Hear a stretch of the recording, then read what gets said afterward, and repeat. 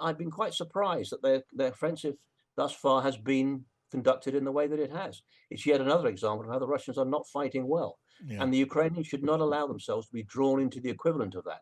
They have got to gain maneuver. They've got to move from defensive operations into high intensity maneuver warfare under a combined arms approach, which will then bring, hopefully, and I think probably bring very positive results. Okay. I mean, part of the issue, of course, is we tend to latch on to anything that's negative about what Russia is doing and under the positive of what the Ukrainians are doing, and that's perfectly understandable. But a lot of the comments about what's going on in Russia, I just think we need to be careful and not take necessarily with a pinch of salt, but be careful that we don't read too much into it. I mean, there has been lots of press coverage about the Wagner Group and their complaints about lack of ammunition and, Yes. and the tensions between them and Moscow. If this is true, that and there's been talk of this before, of course, I can remember discussions about this actually about a year ago when they were surrounding Kiev and so forth. What we call and I've said this before on your program, what we call in the British military the moral component of fighting power, the will to win, the preparedness to die on the battlefield, is very powerful in the Ukraine military thus far, and I think it will continue to be that way. That's obviously not the case in the Russian military. And I think many of the soldiers involved will be tired and fed up with what's going on. And a lot of the senior military commanders may be losing any confidence they have in their senior military commanders or indeed in the overall intent of what Putin is trying to achieve. Yes. I wouldn't be surprised if people are, mutiny is a strong word, of course, but nonetheless, I wouldn't be surprised if people were kicking back against it. Yes. I mean, I think you're no doubt absolutely right to say let's stay objective and take an objective view of the information that reaches us here about what's going on the ground in the Ukraine war. But some of this stuff is borne out by what we see in public, isn't it? The Evgeny Prigozhin, the leader of the Wagner private army, he has been pretty open about criticizing the Russian Defense Ministry about the supply of ammunition that his forces, his private army, has been getting, or rather not getting, which I suppose is encouraging to the Ukrainians. Yes, yeah, it is. To be honest, I'm not quite sure how this whole relationship with the Wagner Group work. They're obviously under contract. Essentially they're a private military company doing the fighting on behalf of Moscow. Now, whether they are responsible for finding their own ammunition, which you would expect in some respects for a private company, or whether the contract in inverted commas includes that Russia would provide it all, I don't know. But it's quite clear that on both sides, actually, ammunition is being used up at an extraordinary rate, and the reality is, I think it was the King of Prussia who said in about 1780, "Without supplies, no army is brave," and that applies in spades, of course, to ammunition. And they've been burning through huge quantities of ammunition day by day over the last few months. Yes. Now they're looking, as we are in the West, actually, to have to rebuild those stocks and to find places to buy them from, be that China, North Korea, or elsewhere. But I suspect those rumors are true. I suspect the Wagner Group are short of ammunition. I mean, when you go into the places like Bakhmut, you are fighting in what we call fighting in built-up areas, fibula, and it just sucks in people and stuff. Fighting your way house by house, street by street in a city is really tough work. It's hard. It's it just uses up ammunition in particular, and it uses up people on both sides, actually, Russian and Ukrainian.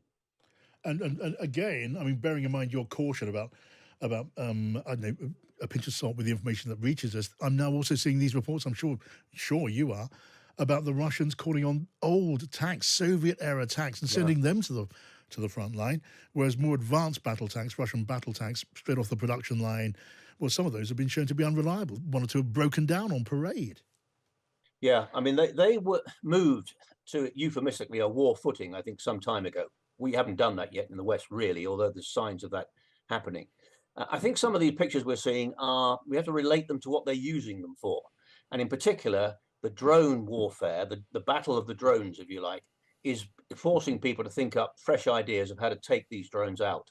And some of these systems where we're seeing armored vehicles as well as soft-skinned vehicles are, I think, directed particularly against the drones. Yes. Now, the Russians have obviously lost a lot of heavy armored vehicles, and they need to replace them. So whilst they have, I think, ramped up their production lines, probably what we're seeing is that they're pushing stuff off the production line too quickly, and some of those vehicles are proving to be unreliable. And clearly there's a danger in that. That's why replacing these armored vehicles takes time, both for us and for the Russians. And you have to manufacture these things properly. Now, so while the fighting goes on fiercely around a place like Bakhmut, which is thought not to be strategically very important, but it has become enormously important symbolically, no ground has been gained of any significance by the Russians. And we're now wondering, aren't we, when will the Ukrainian counter offensive begin? So for the sake of people like me, military absolute layman, I'm sure many people listening to this, when it comes to that Ukrainian counter push, what might that look like? Yeah, well, two or three things. First of all, your point is well made. Why are they fighting so strongly over this? I mean, it's widely recognized that it's not strategically important. Why didn't the Russians just bypass it, cut it off? And why are the Ukrainians fighting so hard over it? Now, there's obviously the psychology of that, and there's the morale issues and so on and so forth. But partly, I think the Russians are now reaching, and they've done it a couple of times before, what we call the culminating point.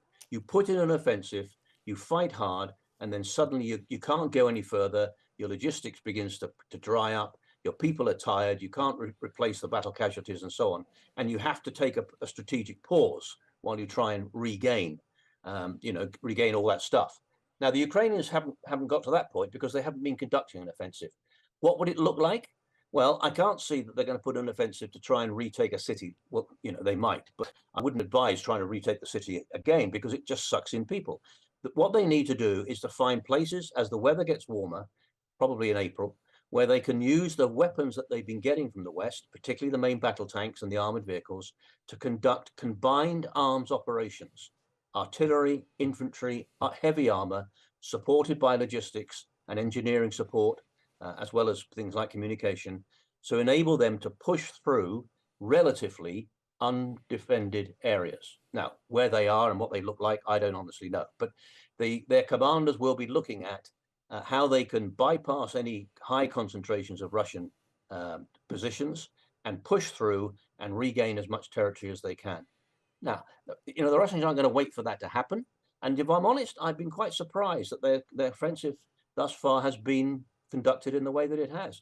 It's yet another example of how the Russians are not fighting well. Yeah. And the Ukrainians should not allow themselves to be drawn into the equivalent of that. They have got to gain maneuver.